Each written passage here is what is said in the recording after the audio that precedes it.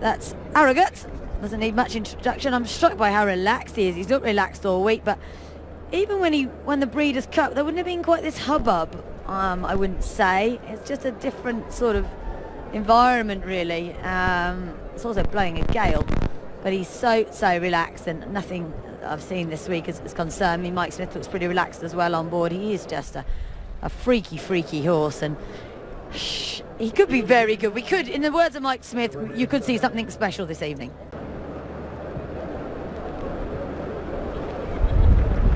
Beautiful look at the Dubai World Cup trophy. Bob Baffert's won 2 of them already, of course.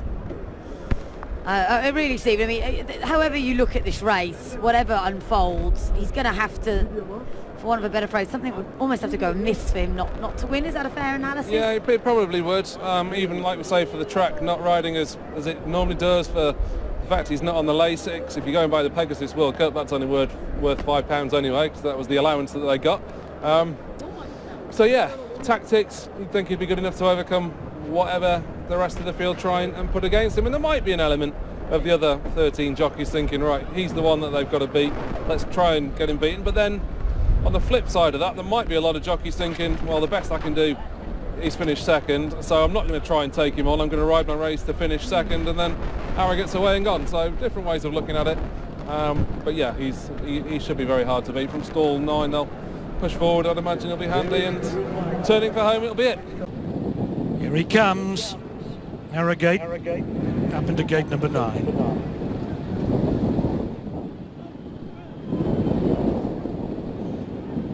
Neolithic about to walk along. Gun Runner is still out.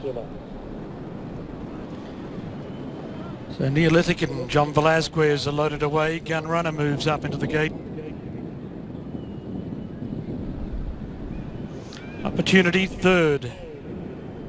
12 months ago, walks into the line.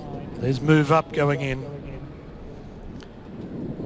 Wardy will be the next. Up to Hidge goes towards the outside. They look to be ready. Shane Ryan has the button.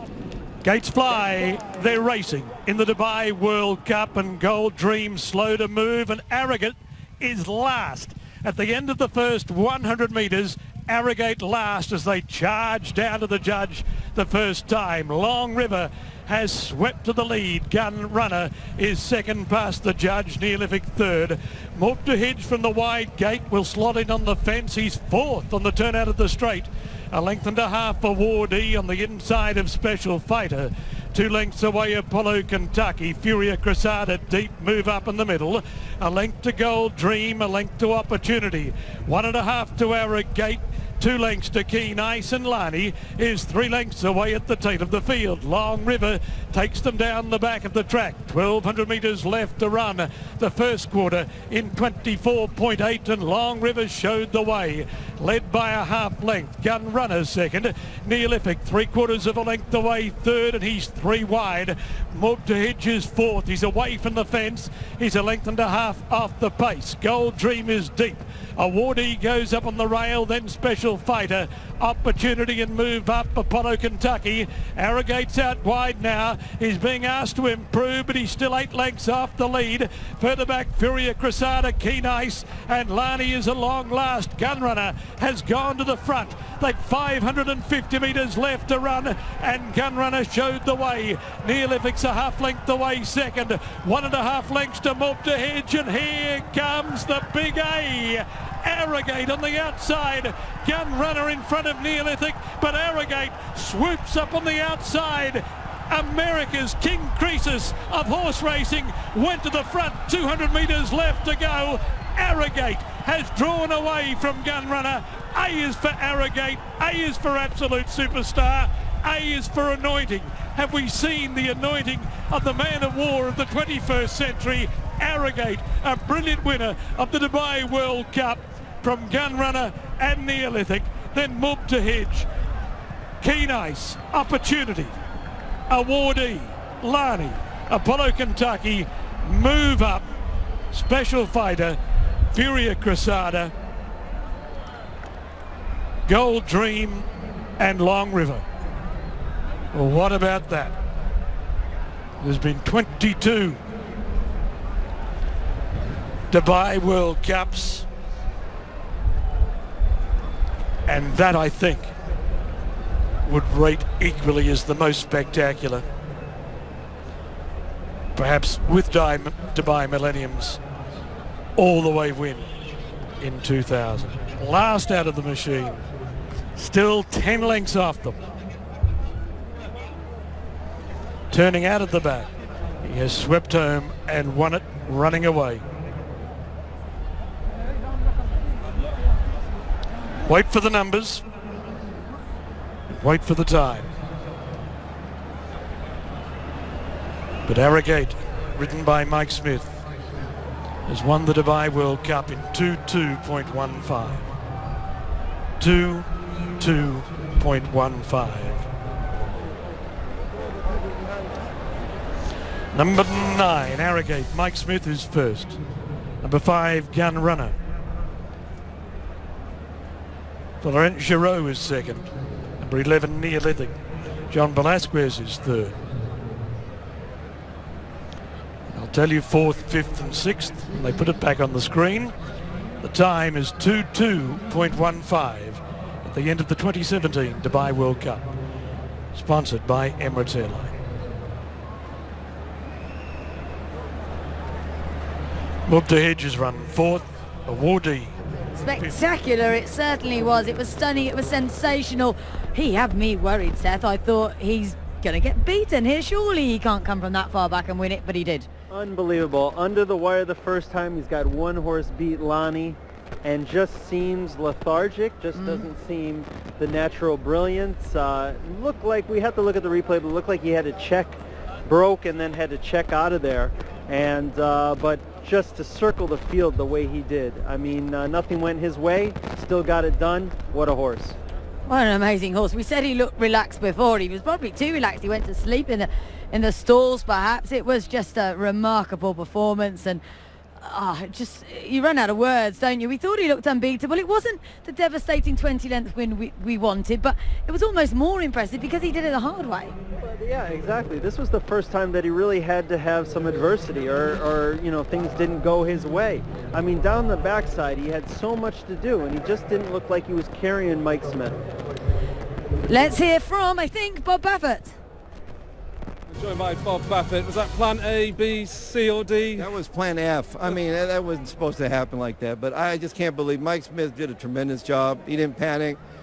I guess he knew where he was, but it goes to show you how great, you know. I suppose the nature of the track helped you in the end, didn't it? No, he's just a great horse. That horse is just, he did that. That's all class, you know. The best of your Dubai World Cup winners? It's the best I've ever seen in my life. Many congratulations. Thank you. From Bob Baffert, that's 3 Dubai World Cups for him now, following on the victories with Silver Charm and with Captain Stephen. It'd be tough for Bob, won't it? People are going to say, is this the best you've ever trained? He trained the Great American Pharaoh.